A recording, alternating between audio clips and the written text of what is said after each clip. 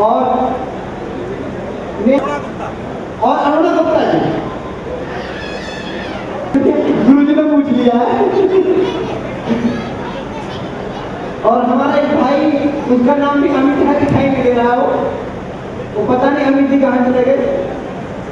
कुछ देर में हमारे करने वाले पहले आगे जिनका सम्मान होना वो दिखाई नहीं, आगे आ रहे गुरु जी। और हमारी आंटी जी दीदी मातृ शक्ति का सम्मान कर रहे हैं, बहुत बड़े गौरव की बात है। एक बार जोरदार तालियां मातृ शक्ति के सम्मान में, क्योंकि जब मातृ शक्ति का सम्मान हुआ है सबसे ज्यादा तो तालियां बजाई पुरुषों ने कम बजाई, महिलाओं ने ज्यादा बजाई। तो एक बार पुरुषों से निवेदन है कि काफी तालियां बजाई, मातृ शक्ति का सम्मान है। इसके बाद में वो उत्तर प्रदेश पुलिस में बहुत बड़े ऑफिसर हैं, बहुत कम उम्र में उन्होंने ये मुकाम पाया है।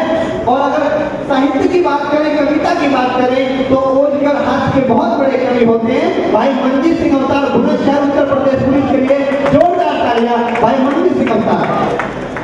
और मैं कहना चाहता हूँ कि ये तो फोर्स जाता है, इसके लिए तो आप तालियां बजा दो, क्योंकि ऐसे लोग होते हैं कि अगर कोई कार से तालियां बजाए ना बजाए लेफ्ट से बजवा लेते हैं।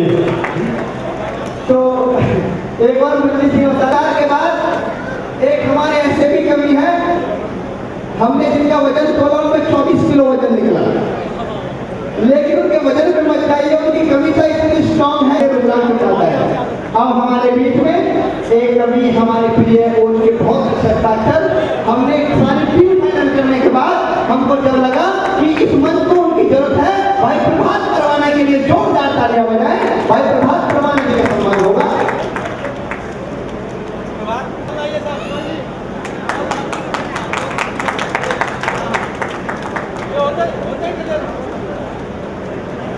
और एक बार पीछे से आइए कि शर्मा जी रहेंगे, पर मैं अपना नाम नहीं बोलूंगा।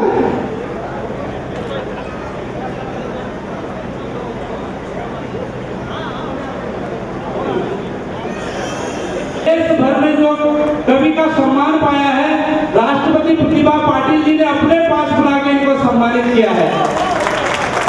ऐसा नौजवान कवि है, जब अभी आप थोड़ी देर में इनकी तारीफ करने की मुझे जरूरत नहीं, थोड़ी देर में आप देख लेंगे कैसे आग भर देते हैं इस मंच पर। ऐसे परम गौभक्त कवि अमित शर्मा जी का सम्मान करते हुए हम खुद गौरवान्वित महसूस कर रहे हैं। इनका सम्मान किया जाए। आइए हमारे मुख्य संयोजक श्री कमल किशोर वर्मा जी भी इनका सम्मान करने के लिए पधारे। कमल किशोर वर्मा जी।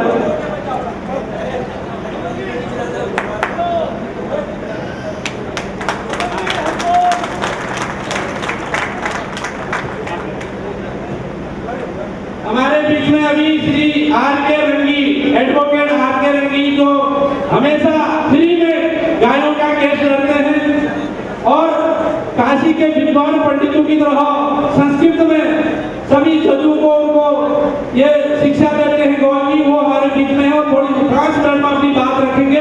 कृपया वो सुनते ही उसके बाद हम गौ माता का काव्य पाठ शुरू करेंगे। जय गौ माता।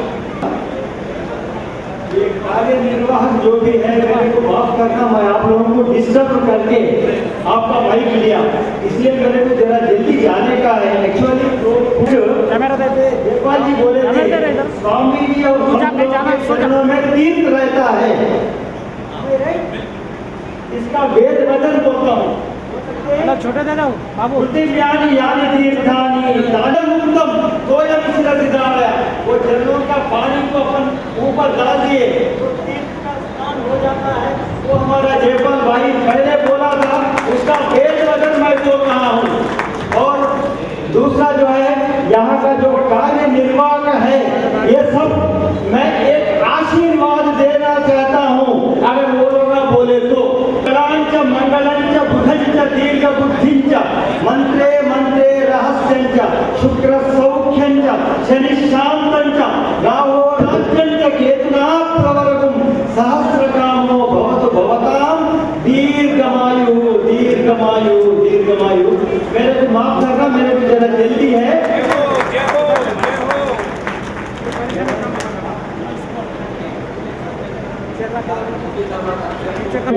आपके सामने एक बार जोरदार तालियां देने वाले साथ करेंगे।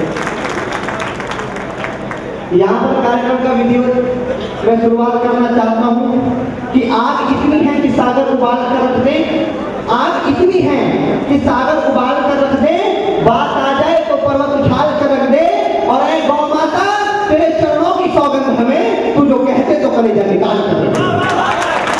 इन्हीं पंक्तियों के साथ मित्रों, हमेशा ये साहित्य का नियम होता है, कविता का नियम होता है, कवि सम्मेलन का नियम होता है कि कवि सम्मेलन की शुरुआत से पहले माँ शारदे की वंदना की जाती है। लेकिन आज मैं इस मंच पर इस छोटी सी इस सिचुएशन को चेंज करना चाहता हूँ, क्योंकि एक हमारी एक ऐसी माता है जिस माता के अंदर सारे देव बसते हैं, सारे देवता बसते हैं। अगर उस माता की वंदना हो जाती है तो मैं मानूंगा कि सरस्वती माँ की वंदना इस मंच से अपने आप हो जाएगी। तो मैं गौ माता की वंदना के लिए उस देश की लाडली कवित्री को इन्वाइट करना चाहता हूँ, उनको आमंत्रित करना चाहता हूँ जिन्होंने बहुत कम समय में पूरे देश में एक अपनी ऐसी इतना नाम कमाया है कि आज हिंदुस्तान का कोई कौन ऐसा नहीं है जो आदरणीय नेहा नाटा जी को नहीं जानता हो। एक बार जोरदार तालियां नेहा जी के लिए, वो अपनी गौ माता की आरती आपके सामने सुनाएंगी और आप जोरदार तालियों से इनके साथ आलिंगन करें नेहा नाटा जी को। जोरदार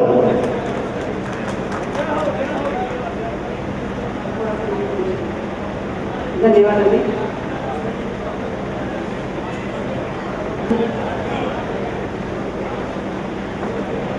मैं शारदा तिथियों आयोजकों में पधारे सभी गौ भक्तों का प्रणाम करती हूँ, नमस्कार करती हूँ और सादर जय जी मंच करती हूँ। हम सब गौ रक्षा हेतु यहाँ पर आए हैं। गौ के मान सम्मान में जितना भी कहें उतना कम है। तो मैं गौ माता के बारे में अपना भाव पेश करती हूँ, आप सुनिएगा। माँ को शीश नवाए, माँ को शीश नवाए, गाय हमारी माँ समान है, उसका गौरव गाए। माँ को शीश नवाए, घर घर अलख जगाए। हमारी भारतीय संस्कृति में दोस्तों ऋषि मुनियों ने ओम शब्द को सर्वस्व माना, शब्द नहीं मानकर एक मंत्र माना है। जिस तरह ओम में सारी सृष्टि समाहित है, उसी तरह गाय माता में भी कितना कुछ समाहित है। मैं अपनी पंक्तियां पेश करती हूँ।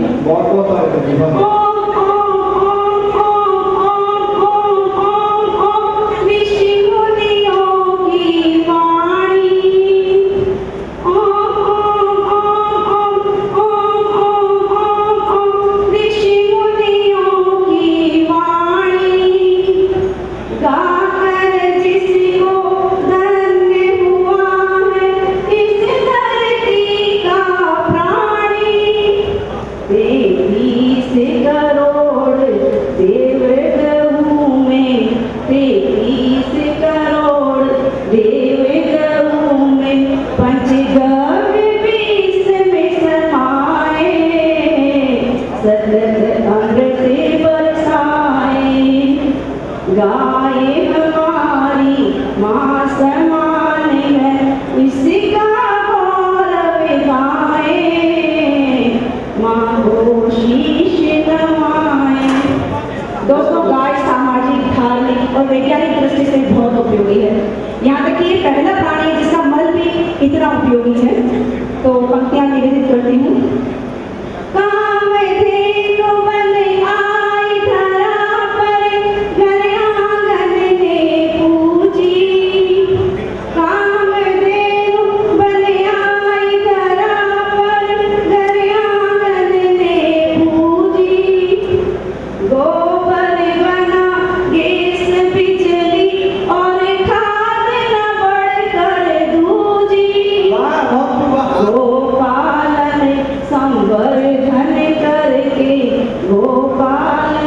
संवर्धन करके गौशालाएं निर्माण कराए, माँ का मान बढ़ाए।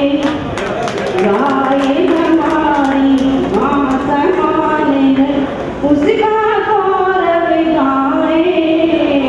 माँ का मान बढ़ाए। और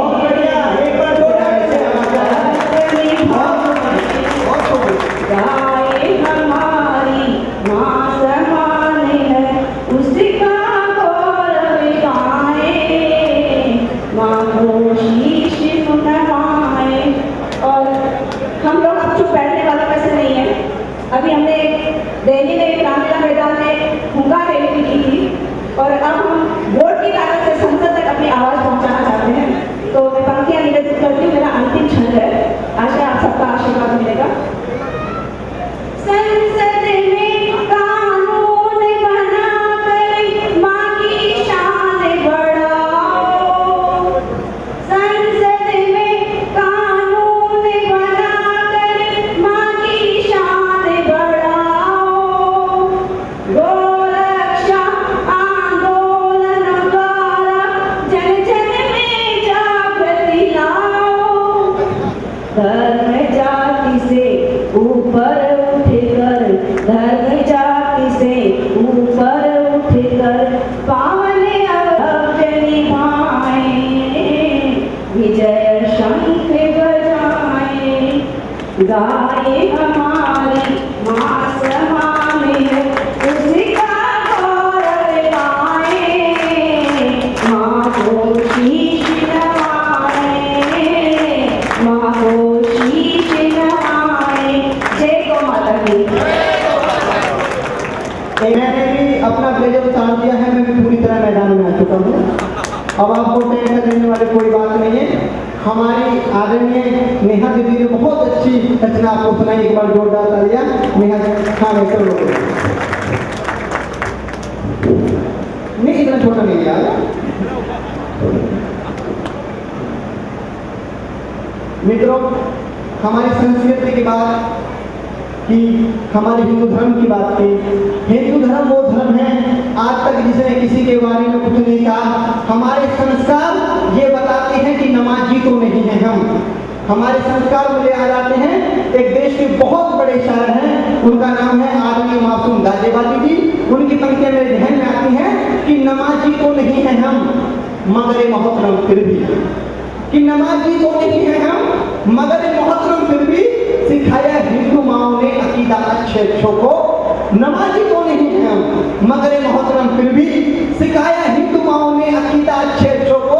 नमाजी सर पे रख दे हाथ तो आराम मिल जाए, दरे मस्जिद पे ले आती है वो बीमार बच्चों को। ये संस्कार हमारे होते हैं, हमारा वो धर्म है, उसकी भी बात होगी। मैं सीधे सीधे एक ऐसे कवि को बुलाना चाहता हूँ। मैंने पहले बता दिया था उनके अंदर कुल 24 किलो वजन है। कई बार जब तेज आंधी चलती है तो मुझे कहना पड़ता है रुद्राक्ष भाई घर से बाहर मत निकलना, वरना मुझे आपको श्रद्धांजलि देने आना पड़ेगा। कहते भाई तुम्हें मिलूंगा ही नहीं, श्रद्धांजलि किसे देने आओगे? तो हमारा मजाक आपस में चलता रहता है। लेकिन कोच के बहुत अच्छे युवा कवि हैं और इनके बारे में मैं चार पंक्ति यही कहूंगा कि कुछ यूं भी बचाई हमने गरीबी की आबरू, कुछ यूं भी बचाई हमने गरीबी की आबरू, नंगे भी हम हुए तो अदब से तमीज से, और भूख लगी तो पेट घुटनों से ढक लिया, ठंड लगी तो घुटने ढक लिए कमीज से, ठंड लगी तो घुटने ढक लिए कमीज से। मुझे लग रहा है तालियां कमजोर है एक युवा कवि के लिए। मुझे लगना चाहिए आज हैदराबाद की जमीन को लगना चाहिए जो माइक लेकर कुछ भी बोल देते हैं, उनकी तालियां बहुत ज्यादा होती है मित्रों। लेकिन आज हमारे समाज के लिए बहुत कम तालियां बज रही है। जोरदार तालियां देकर उदास को मैं दिखाना चाहता हूँ। बोल जय गौ माता की। रुद्राक्ष उपाध्याय आए और अपना का उपाध्याय।